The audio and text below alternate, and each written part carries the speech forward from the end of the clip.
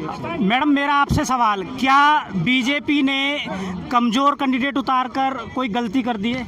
बिल्कुल, ये क्योंकि आपको ज़्यादा दिन दूर नहीं है, 10 मार्च को ये आप लोगों को पता चल जाएगा कि भारतीय जनता पार्टी ने कैसा प्रत्याशी यहाँ से उतारा है। मैडम बात करें, जैसा कि हमने सुना है सूत्रों से कि बीजेपी के कार्यकर्ता लोनी में खुद बीजेपी के कैंडिडेट को हराना चाहते हैं, क्या ये सच है? आपके माध्यम से कुछ देखिए, जब आप ही लोग बताइए, जब अगर सभी लोग चाहते हैं कि एक ऐसा जनप्रतिनिधि मिले कि भाई जो सबके उम्मीदों पर खरा उतरे, ये नहीं कि केवल ये बात सच है भारतीय जनता पार्टी के बस कुछ के अंदर साहस होता है सामने आकर बोलने का, और कुछ लोग अपनी बात, क्योंकि मुकदमों से सभी लोगों को डर लगता है, लेकिन एक लोनी में एक हमें ऐसे शेरनी की तरह उतरे कि भले ही हमारे ऊपर कितने ही मुकदमे लग जाए, कुछ भी हो जाए, लेकिन हम अन्याय, क्योंकि ये जो लड़ाई है अन्याय के खिलाफ न्याय की लड़ाई, जो हमने सुना है ऐसा माने कि कार्यकर्ता जो बीजेपी के लोनी में कार्यकर्ता हैं वो ही जो मौजूदा कैंडिडेट बनाया गया बीजेपी के द्वारा उससे खुश नहीं है, और वो खुद चाहते हैं कि कैंडिडेट हारे। बिल्कुल बिल्कुल बिल्कुल चाहेंगे, वो तो जब पसंद करने आएगा तो कौन चाहेगा कि वो जीते, तो तरस्त है उससे। माने कि बीजेपी का घर, लोनी का जो घर है, घर ही कमजोर हो चुका है। इसका एक बड़ा कारण मैं आपको बताऊं कि इसका सबसे बड़ा जो कारण है भारतीय जनता पार्टी के जो कार्यकर्ता है उन पे ही मुकदमे लगना है। अगर भारतीय जनता पार्टी का कार्यकर्ता भारतीय जनता पार्टी में ही सुरक्षित नहीं रहेगा, उसी के विधायक के द्वारा पार्टी के कार्यकर्ताओं पर मुकदमे लगेंगे, तो वो कोर्ट कचहरी के चक्कर काटेगा कि मेहनत करेगा। वो दोबारा से थोड़ा ही चाहेगा कि अगर 5 साल में आगे मौका दे दे और दोबारा से फिर उनके ऊपर मौका। मैडम आप निर्दलीय आए हैं तो किसको अपना प्रतिद्वंदी मान रहे हैं? क्योंकि एक प्रतिद्वंदी रण में जरूर होता है।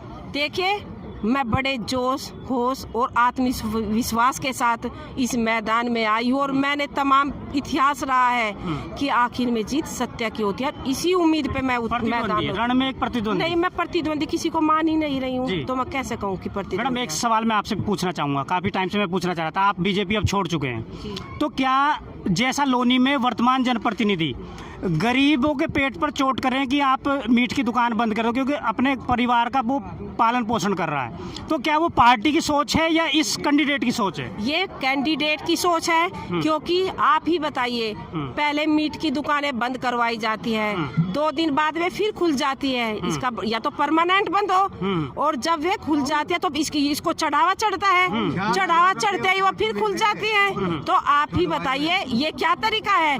अगर इतने ही ये ईमानदार है, बिल्कुल इनके घर खुद जाती है, मैं कहती हूँ कि खाना तक ये लोगों से लेते हैं, उनकी दुकानों से खाना भी जाता है। जो लोग कहते हैं कि हम कुछ गलत नहीं करते, भैंस कटने का ये पैसा लेते हैं, बात गऊ की कसम खाते हैं, गाय तक इनके संरक्षण में कटती है, सब पैसा पहुंचता है इनके ऊपर। मैडम एक सवाल और आपसे कि मैं, अगर गरीब जनता आपको अपना प्यार देती है, आप जीत कर आते हैं, तो एक समस्या लोनी की मैं आपके संज्ञान में डाल देता हूं, उस पर काम आप करेंगी नहीं करेंगे तो भविष्य में बताएंगे कि लोनी में बिजली विभाग में कुछ भ्रष्ट लोग हैं, जो गरीब लोग जो कॉलोनी के हैं, जो पढ़े लिखे कम हैं, उनको तरीके से दबाया जाता है कि आपका इतना बिल बन गया और आप जेल जाओगे, और एक अवैध वसूली चल रही है लोनी के अंदर। तो आप सत्ता में आते हैं तो ऐसे लोगों पर कोई लगाम कसी जाएगी? बिल्कुल लगाम कसी जाएगी। और जो आप ये बता रहे हैं कि बिजली विभाग ऐसा कर भी रहा है, तो यानी कि विधायक ठीक नहीं है यहाँ का। अगर विधायक यहाँ का ठीक होता तो जनता त्रस्त नहीं होती इस तरह की चीजों से। एक अंत में लोनी की जनता को और खासकर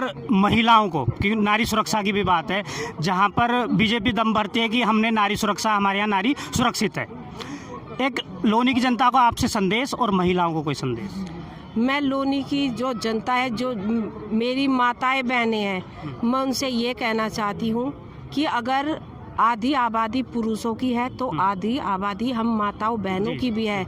और मुझे इस बात का भी दुख है कि कुछ लोगों ने ये समझा कि मैं कमजोर कैंडिडेट हूँ, एक महिला है, दो उनके आगे लड़ नहीं पाएगी, लेकिन ये ताकत अब ये महिलाएं यहाँ पर लोनी की जो महिलाएं हैं, मेरी मातृशक्ति है, वो इस ताकत का प्रदर्शन इस बार करके। एक आखिरी सवाल और, क्या किसान आंदोलन का बीजेपी कहें तो क्या किसान आंदोलन बीजेपी को ले डूबेगा?